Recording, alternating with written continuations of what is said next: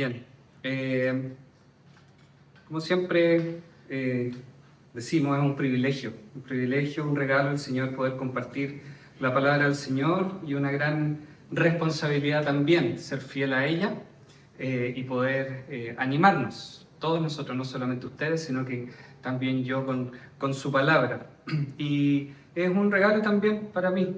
Nosotros como Iglesia de la Trinidad de Reñaca hemos orado por ustedes, hemos trabajado juntos estos años para el reino del Señor, así que les traigo también saludos de nuestra iglesia y somos muy bendecidos de poder trabajar juntos por el reino. Hoy día parece que Salmos nos persigue, porque yo traigo para ustedes el Salmo 51, que es un escrito del rey David en un momento de intranquilidad espiritual.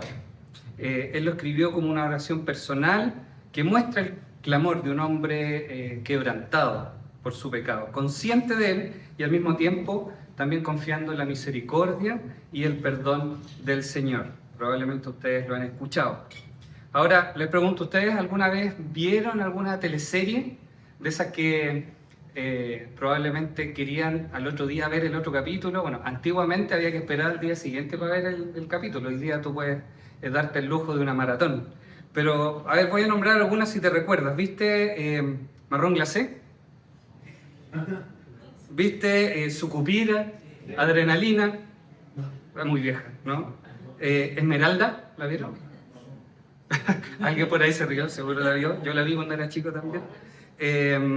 Bueno, Betty la Fea, Pedro el Escamoso, bueno, hay varias. O las nocturnas, estas que salieron, que fueron famosas como ¿Dónde está Lisa? ¿Alguien te mira? No sé si las vieron, pero eran muy esperadas, ¿cierto? Ahora, bueno, más moderno, La Casa de Papel, aunque ya fue hace hartos años, pero igual. Entonces, pero es más o menos lo mismo. Ahora, ¿qué tiene que ver esto con el Salmo 51? El Salmo 51 es una secuela de una de las historias de la Biblia más jugosas para la prensa amarillista de la época. Es digna de una maratón hoy día de Netflix. Ahora yo caricaturizo esto un poco, pero Salmo 51 es la palabra del Señor y lo vamos a tomar con esa seriedad porque tiene mucha relevancia para nuestras vidas. Ahora, el título de este salmo, y los invito a que tengan ahí en sus Biblias o sus aplicaciones el salmo abierto, porque no voy a leer cada versículo, sino que los voy a ir nombrando y ustedes por favor lo van repasando. Pero el título dice Salmo de David cuando después que se llegó a Betsabé vino a él Natán el profeta, y es en ese contexto, algo nos acerca, ¿cierto? Este episodio se encuentra en el Antiguo Testamento, en el 2 Samuel, en el capítulo 11, para que después ustedes lo lean. Y corresponde al momento más bajo de la vida espiritual del rey David. Ahora les voy a dar un breve resumen, ¿ya? La idea es que el capítulo, si ustedes quieren seguir leyendo el capítulo siguiente, vayan a 2 Samuel y lo vean. Pero bueno, el rey David estaba en su palacio, su ejército estaba peleando y él debió haber estado con su ejército, pero no, él se quedó en Jerusalén, se quedó en su casa y luego de un día en la tarde, tomando siesta, se despertó, salió a tomar aire a su balcón y ve a una mujer bañándose desde su balcón, que es Betsabé. Entonces esto despierta en David el deseo de estar con ella y la manda a llamar a su presencia. Bueno, ustedes se imaginarán, una cosa llevó a la otra y se acuesta con ella cometiendo adulterio, ¿ya? El marido de Betsabé, Urías, estaba en el campo de batalla peleando para el rey, peleando para él, y miren, David estaba haciendo estas cosas. Resultado de esta, no como las teleseries, no queda ciega, sino que queda embarazada. Al enterarse de esto, David quiso ocultar su pecado a como dé lugar y manda a llamar a Urías del campo de batalla, lo manda a llamar a Jerusalén para hacer que se acueste con su esposa. Eso quería lograr y hacer pasar ese hijo como un hijo legítimo. El tema está en que Urías no quiso. Él fue leal al rey mismo, fue leal a la campaña que estaban haciendo y a sus compañeros que estaban en batalla, y no quiso ir donde su mujer. Entonces David, al ver esto y entender que él no lo iba a hacer, lo manda de vuelta al campo de batalla de nuevo con una cartita bien cerradita con instrucciones al general. ¿Para qué? para que lo ponga al frente, para que ponga a Urías al frente de la batalla y él muera. Y así fue, murió. Entonces David pasa del adulterio al asesinato. Luego, en 2 Samuel 12, en el capítulo siguiente, se nos describe cómo Dios confronta a David con su pecado a través del profeta Natán, que llega ante él y a través de una parábola lo hace ver que él, teniéndolo todo como rey, todo lo que tenía, él le quitó al pobre, por así decirlo, la cosa más preciada, que era su mujer, solo para saciar su deseo. Ante esta confrontación, David reacciona, y reacciona de buena manera. Entonces, en 2 Samuel 12, 13 y 14 dice: entonces dijo David a Natán: pequé contra Jehová. Y Natán dijo a David: también Jehová ha remitido tu pecado, no morirás. Mas por cuanto con este asunto hiciste blasfemar a los enemigos de Jehová, el hijo que te ha nacido ciertamente morirá. Natán le advierte de las consecuencias que habrá por razón de lo que hizo. Pero la gracia del Señor en estos versículos ya es expuesta, ya que dentro de todo lo que le dice Natán, le dice que ante el reconocimiento de su pecado es remitido, es decir, perdonado. O sea, Dios lo perdonó. Queridos, es el contexto del Salmo 51, en el cual David escribe al momento de arrepentirse de las atrocidades que había cometido contra el Señor. Antes de leer el capítulo, no se asusten, vamos a leer el capítulo 51, pero antes de leerlo oremos para que el Señor guíe este momento de reflexión. Padre Santo, gracias porque tu palabra es inmensa y nos hace reflexionar. Y pedimos que hoy, en la lectura de tu palabra, podamos realmente, Señor, ver nuestro pecado. Podamos realmente, Señor, identificarnos con David y darnos cuenta, Señor, que necesitamos tu intervención en nuestros corazones para poder arrepentirnos. Gracias por tu gracia. Gracias porque podemos ir confiadamente a ti. En el nombre de Jesús, amén. Entonces, este es el contexto. David, arrepentido, acongojado, humillado, quebrantado frente al Señor, escribe este Salmo 51 y le pido que lo sigan mientras yo lo leo. Dice: ten piedad de mí, oh Dios, conforme a tu misericordia. Conforme a la multitud de tus piedades, borra mis rebeliones. Lávame más y más de mi maldad, límpiame de mi pecado. Porque yo reconozco mis rebeliones y mi pecado está siempre delante de mí. Contra ti solo he pecado. Y he hecho lo malo delante de tus ojos, para que seas reconocido justo en tu palabra y tenido por puro en tu juicio. He aquí, en maldad he sido formado, y en pecado me concibió mi madre. He aquí, tú amas la verdad en lo íntimo, y en lo secreto me has hecho comprender sabiduría. Purifícame con hisopo y seré limpio. Lávame y seré más blanco que la nieve. Hazme oír el gozo y alegría, y se recrearán los huesos que has abatido. Esconde tu rostro de mis pecados y borra todas mis maldades. Crea en mí, oh Dios, un corazón limpio y renueva un espíritu recto dentro de mí. No me eches delante de ti y no quites de mí tu santo espíritu.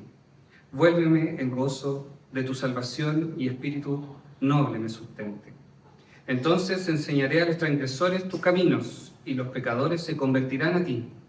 Líbrame de homicidios, oh Dios, Dios de mi salvación. Cantará mi lengua tu justicia, Señor, abre mis labios y publicará mi boca tu alabanza. Porque no quieres sacrificio, que yo lo daría. No quieres holocausto. Los sacrificios de Dios son el espíritu quebrantado. Al corazón contrito y humillado no despreciarás tú, oh Dios. Haz bien con tu benevolencia a Sión, edifica los muros de Jerusalén, entonces te agradarán los sacrificios de justicia, el holocausto u ofrenda del todo quemada, entonces ofrecerán becerros sobre tu altar. Amén. Bien, Entonces, para comenzar, veamos los versículos del 1 al 3. David tenía completamente claro cuáles eran los pecados que él había cometido y no tiene temor de confesarlos frente al Señor, ¿cierto? Vemos que él los llama rebeliones, él se rebeló, vemos que los llama pecado, vemos que los llama maldad. Entonces, veamos un poquito esto, que muestra el arrepentimiento genuino de un hombre al ver el pecado también como Dios lo ve. Él reconoce que se rebela contra el Señor, él transgrede su ley y que esta acción tendría algunas consecuencias. Es conocido que cuando uno transgrede las leyes, por ejemplo, te va a llegar una consecuencia y la probabilidad aumenta si es que uno la sigue transgrediendo, ¿cierto? Ahora, David llama a su pecado maldad, algo imperdonable, profundamente malo, no por causa de terceros, sino que él se lo atribuye a él mismo y la llama mi maldad. Ahora, ¿podríamos pensar en una persona realmente mala en este momento que tú te puedas recordar? Así como malo de adentro, ¿cierto? David se reconoce como ese hombre, un hombre malo de adentro. Ahora, la otra palabra que ocupa es pecado. Y como sabemos, una definición literal sería no dar en el blanco, errar y no apuntarle al estándar normativo de Dios, no alcanzar, no llegar. Este hombre, David, había hecho lo malo delante del Señor y estaba consciente que lo había hecho. Y lo llamó por su nombre sin ninguna justificación y sin ningún maquillaje, porque él pudo haber dicho, oye, esta es responsabilidad de Betsabé, ella se estaba bañando ahí al frente mío. No. Tampoco dice, pucha, que Urías me la puso difícil, entonces lo tuve que matar. Tampoco. Ante esto, él desnudo en su alma frente al Señor dice, ten piedad de mí, oh Dios. Conforme a tu misericordia, conforme a la multitud de tus piedades, borra mis rebeliones. Este texto no está en el libro de Salmos solo como una historia para que veamos, chuta, un hombre que se volvió bueno después que se arrepintió y que, pobrecito, tuvo que sufrir lo que le dejaron. No es así. Este texto está en la Biblia para que todos reconozcamos frente al Señor nuestra propia vida y podamos reflexionar en nuestra vida. Todos estamos en la misma condición de David. ¿Y por qué? Romanos 13 dice, todos hemos pecado. Y en este mundo no hay ni una sola persona justa que pueda hacer lo bueno. Por esta causa estamos todos en la misma condición de David. Todos transgredimos la ley constantemente, todos tenemos maldad en nuestra mente, todos pecamos y no somos capaces de poder agradar a Dios en todo lo que hacemos. Es decir, todos somos iguales que David. Y hagamos un pequeño diagnóstico de nuestras propias vidas. Aquí yo voy a preguntar hacia ustedes, pero también me estoy preguntando a mí mismo. ¿Te sientes pecador como David? Acabamos de leer el contexto de cómo fue escrito, ¿cierto? Este Salmo 51. ¿Crees que has pecado tanto como para hacer tuyas estas palabras de David?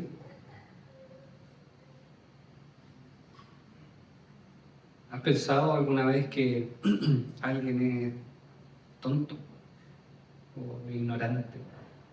Y viene porque, no sé, tiene menos estudios, o lo que dice no es tan cierto, no la apunta realmente, o porque, chuta, no tiene tantos estudios teológicos y resulta que se equivoca de pronto, o no sé. Mateo 5, 21-22 dice, oísteis que fue dicho a los antiguos, no matarás, y cualquiera que matare será culpable de juicio. Pero yo os digo que cualquiera que se enoje contra su hermano será culpable de juicio. Y cualquiera que diga necio a su hermano será culpable ante el concilio. Y cualquiera que le diga fatuo quedará expuesto al infierno de fuego. Ante los ojos de Dios no es necesario matar como lo hizo David para poder matar. Y por eso es bueno reflexionar. Entonces pregunto de nuevo, ¿has considerado a lo mejor una persona inferior a ti y lo desechas porque no está a tu altura? Si es así, eres culpable de juicio. Y todos estamos en esa misma condición. La maldad, queridos, está de manera natural en nuestro corazón y no somos capaces de nombrarla por su nombre frente al Señor. Estamos perdidos, como lo estuvo David. David, en esta condición de no confesar, estuvo alrededor de un año antes de que Natán fuera a confrontarlo. Y en el Salmo 32, David mismo cuenta parte de ese tiempo. Vamos a leer versículos 3 y 4, no lo busquen, pero yo lo voy a leer acá. Dice: mientras callé, se envejecieron mis huesos en mi gemir todo el día. Porque de día y de noche se agravó sobre mí tu mano, se volvió mi verdor en sequedades de verano. Hace un tiempo atrás, mi hijo mayor, tiene 9 años, fue a un cumpleaños, y nosotros con Elena, mi señora, no pudimos quedarnos con él, sino que una mamita del curso lo acompañó y lo cuidó. Ahora, dentro de las cosas que había para comer y tomar, había Coca-Cola. Nada malo, pero nosotros particularmente no nos gusta mucho que los niños tomen Coca-Cola. Entonces, mi hijo tiene claro esa condición, esa regla. Pero cuando él se vio sin supervisión, una cosa lo llevó a la otra y terminó tomando Coca-Cola. Ahora, ¿cómo sabemos esto? No porque la mamá que estaba cuidándolo nos dijo, ella no tenía por qué saber esta regla de la familia, sino que realmente la culpa en la mente de mi hijo lo llevó a confesar. Y le decía a mi señora, a la Elena, que mientras tomaba, el sabor no se sentía tan bien de la Coca-Cola. Ella le explicó, bueno, que ese era el Espíritu del Señor, que le estaba hablando, le estaba diciendo que no estaba actuando bien y que para eso debería arrepentirse. El pecado en sí, claramente no era tomar Coca-Cola, ¿cierto? Era hacer lo que no debe hacer. Ahora, es un problema de chico, de niño chico, ¿cierto? Pero cuando vamos creciendo, los problemas se van haciendo cada vez un poquito más serios. Ya los adolescentes tienen otro tipo de problemas, los jóvenes otro. Imagínense el rey David, el tremendo problema que estaba metido. Pero todos caemos en el pecado.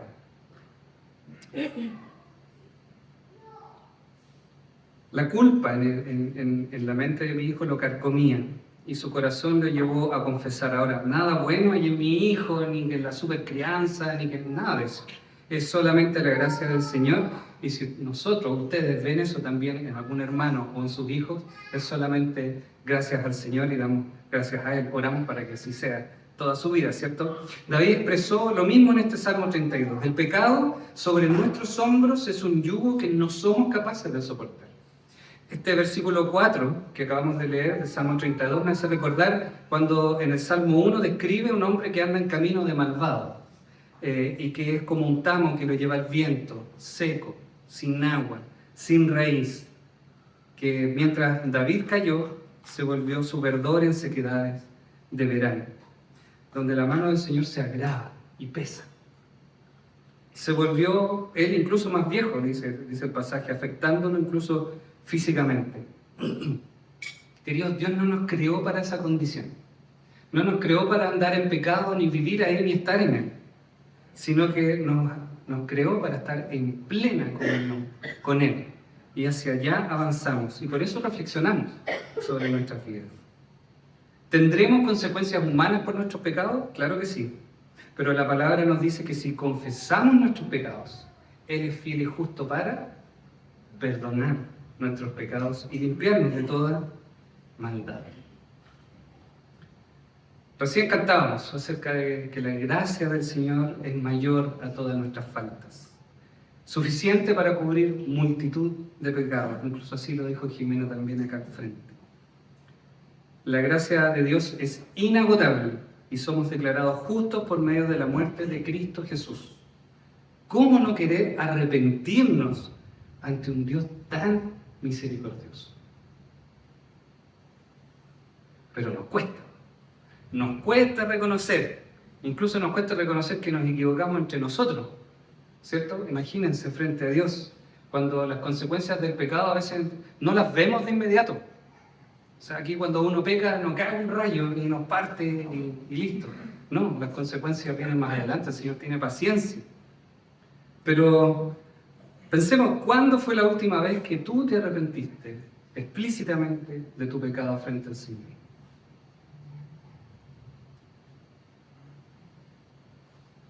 ¿Cuándo fue la última vez que estas palabras de David del Salmo 51 las hiciste tuyas y te reconociste explícitamente desnudo frente al Señor en tu alma, transgresor, malo y pecador? Es difícil. A lo mejor tenemos conciencia de que somos pecadores de forma general, pero no hemos identificado nuestros pecados para arrepentirnos frente a Él. O en una de esas no queremos realmente identificarlo porque nos gusta. Y sabemos que si nos arrepentimos tenemos que dejarlo. Si es así, querido hermano, cuidado. Porque David, por tapar un pecado, cometió otro y otro y otro y otro.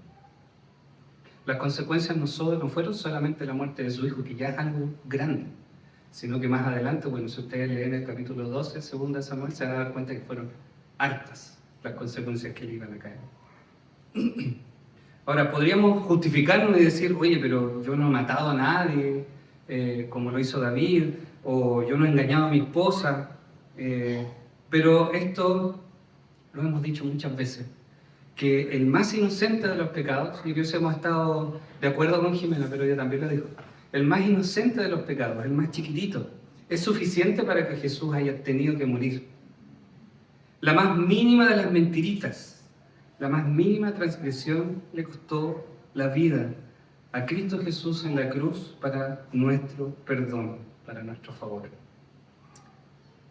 Ahora, por otro lado, el pecado de David sí fue visible, fue algo súper visible para todos. Y después de un tiempo todos en el reino ya lo sabían. Todos sabían lo que había pasado. Entonces parecía como inevitable que tenía que arrepentirse. Cuando nos pillan, claro, como que no queda otra, ¿cierto? Hay que arrepentirse, hay que reconocer. Ahora, pero pensando en tu vida, esto que es visible, pero pensando en tu vida lo que es invisible, ¿no estarás tú bebiendo de esa Coca-Cola, creyendo que realmente nadie te está viendo?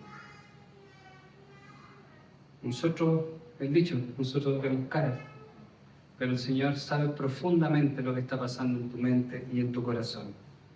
Necesitamos acercarnos a Dios en oración, tal como lo hizo David, confiando en su gracia, que por la muerte de Cristo Jesús son perdonados. El mismo Salmo 32, versículo 5, David dice, mi pecado te declaré y no encubrí mi iniquidad. Dije, confesaré mis transgresiones a Jehová, y tú perdonaste la maldad de mi pecado. Él conocía al Señor. Él sabía que lo podía perdonar. Y con esa confianza él se acercaba a Él pidiendo perdón. Voy a ir más rápido. Versículos del 4 al 9. Ahí lo pueden ir viendo. Dios aborrece el pecado y no lo tolera. No pueden cohabitar Dios y el pecado. En David el pecado le generó repulsión.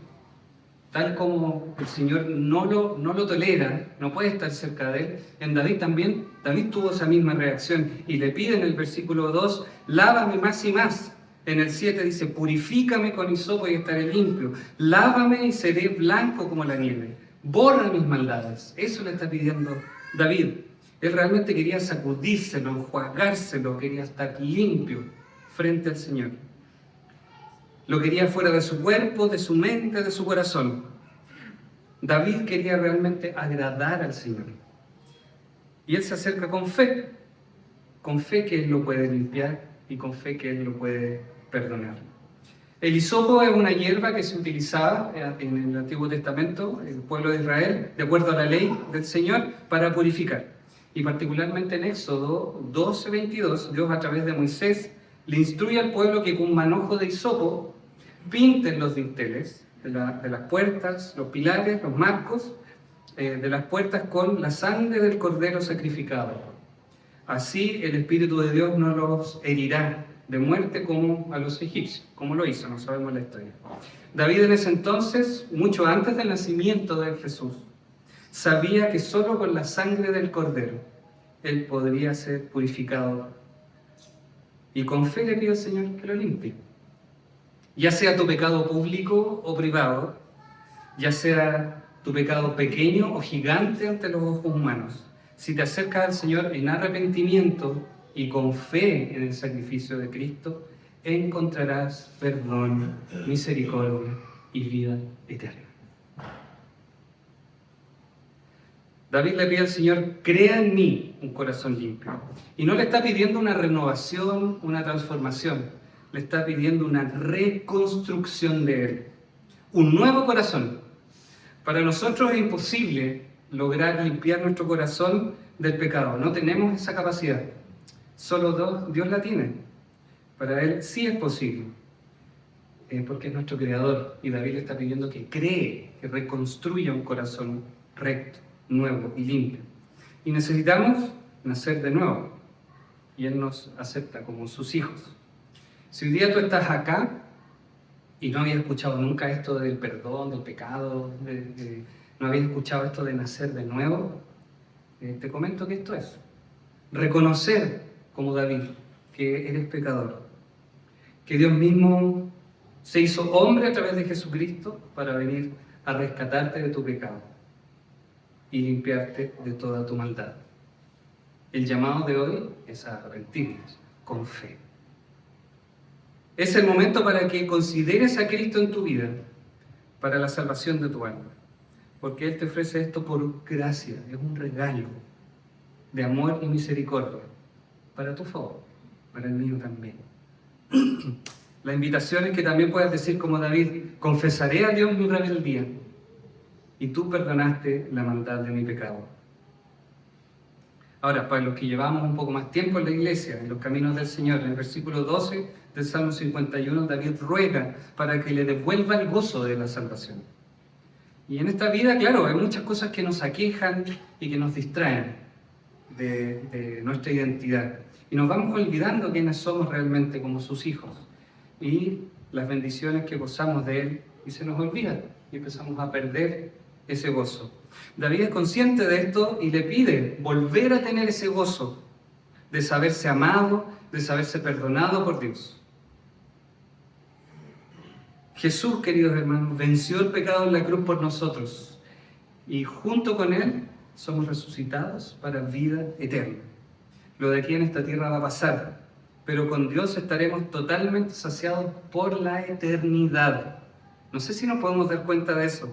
Ahora, qué gran gozo tenemos al ser hijos de Dios, a conocer al Señor. Aun cuando Él nos ve constantemente lo peor de nosotros, en su amor y compasión y misericordia, Él no se reserva nada. Y Él no solo da lo mejor de sí por nosotros, sino que se entrega por completo para nuestro rescate. A ese Dios, ¿cómo no nos vamos a someter en obediencia? Con plena confianza, porque sabemos que Él es fiel y siempre nos va a guiar por un camino bueno. Qué maravilloso nuestro Señor, ¿cierto? Versículos 13 al 17. Como fruto de este gozo, David desea dar a conocer e instruir a otros sus caminos. No lo mueve el temor al castigo, sino el gozo de haber sido restaurado por Dios. A veces se puede entender cuando uno lee y dice, oye, dame esto y yo voy a hablar, dame esto y yo voy a decir. No, es una reacción al Evangelio en la vida de cada uno de nosotros. Para los hijos de Dios, haberse perdonado se convierte en un verdadero motor del testimonio personal y del evangelismo. No el temor al juicio, no el intento de ganar méritos delante del Señor, sino que la respuesta agradecida de un corazón quebrantado y humillado al que Dios nunca desprecia. Para terminar, los últimos versículos 17 al 19, perdón, 18 al 19.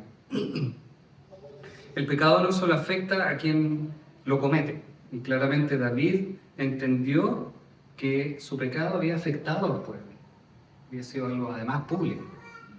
Él ora por Sión, ora por Jerusalén, ora por los hijos de Dios, por el pueblo, ya que entendió que su pecado tiene una afectación comunitaria y ante Dios él era responsable, él era el rey. Y pide por la restauración del pueblo. No pide por restaurar el legalismo de los holocaustos, sino que sabe que Dios se va a agradar de una alabanza y sacrificios hechos desde un corazón humillado y quebrantado frente a Él. Nuestra adoración naturalmente está manchada por el pecado y tendemos a adorar al Señor a nuestra manera, no de la forma que Él dice que lo tenemos que adorar. Dios se agrada de nuestra adoración, pero desde un corazón nuevamente humillado y quebrantado. Procuremos, queridos, adorar con nuestra vida completa, no solo no adorar en el momento de las canciones, en el momento del culto dominical, sino que una vida de adoración, de una vida cambiada por el arrepentimiento en nuestras vidas, por hacer el ejercicio de arrepentirnos como hijos de Dios. Desde ese lugar, tal como David, expuesto ante Él, humillado y quebrantado. Dios no busca personas perfectas, porque estamos aquí, estamos insertos en este mundo. Él busca pecadores arrepentidos. No busca sacrificios externos, sino que busca corazones humildes. Y a todo el que se acerca a Él con fe en Cristo, al único sin pecado, sin maldad, sin transgresión, no lo va a despreciar jamás, como dice el versículo 17. ¡Qué gran esperanza de que solo la sangre de Cristo nos puede limpiar, restaurar y devolvernos ese gozo de la salvación! Así que, hermanos, les invito a que oremos. Padre Santo, gracias por tu palabra, gracias porque nos anima saber de que somos hijos tuyos a través de Cristo y podemos, Señor, clamar a ti con confianza de que tú nos vas a perdonar. Permite, Señor, que podamos creer realmente de que tú eres capaz de hacer eso, tal como David, y con fe acercarnos. Señor, danos más visión de nuestros pecados, para que podamos exponerlos frente a ti y pedirte perdón, para que, como David, con esa confianza que él tenía, de que era perdonado por ti, podamos también nosotros decir: confesaré mi pecado y tú perdonarás todas nuestras transgresiones. Gracias por tu Hijo, porque hace todo esto posible, porque nosotros no podemos limpiarnos, pero la sangre de tu Hijo nos limpia y podemos presentarnos ante ti como hijos amados. Gracias. En el nombre de Jesús oramos. Amén.